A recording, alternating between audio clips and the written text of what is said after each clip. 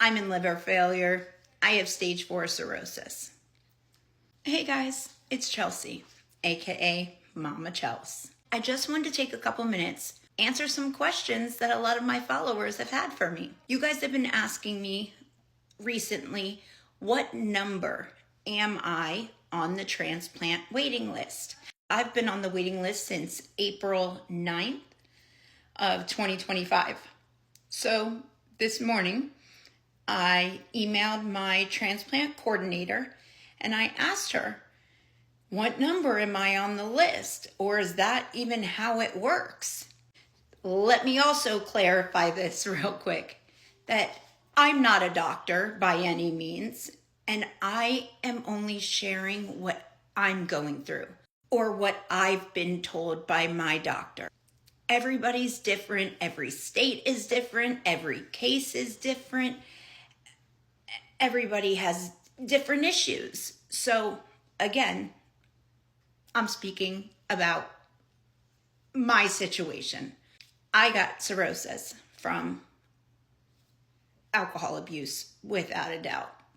You can get cirrhosis other ways, but that's how this girl got it. Let me include the message because it'll explain it a lot better than I can, and then I'll go off on a tangent and blah, blah, blah, blah, blah. So here's the email between my transplant coordinator and myself. You can pause and read them. Now you can see that it doesn't necessarily work like number 1, number 2, number 3, number 4. There's a lot of different factors. Another question that I recently found out the answer to is, am I able to accept a partial liver? Does it have to be from somebody who has passed on, or can it be from somebody who is alive? And that's called a living donor. So the answer is yes, I would be able to accept a partial liver from a living donor. There's just a few things they check. Our blood type has to match and some other stuff. Again, I'm not a doctor. I don't know. Sorry about that. I never completed the video from yesterday. Probably because I was proactive, out of the house, getting stuff done, running errands. And usually for every day that I feel good and I'm able to get up out of the house and function is usually a day, 2 or 3 that I'm then bedbound. Let me also say, this is a year later, stabilized on medication. It was a lot different when stage 4 hit and I was in the hospital for 6 weeks, learning then how to walk again and how to manage life. I've gotten a lot better from last year. I still have issues, clearly. I think I'll always have issues. Yeah, I'm a Jewish girl. I'll always have issues.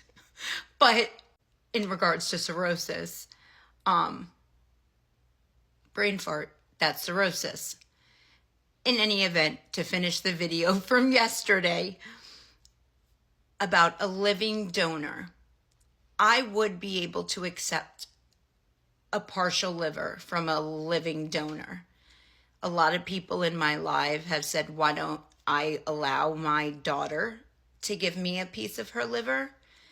And honestly, that's a personal choice. I don't feel that my horrible decision making should affect my child.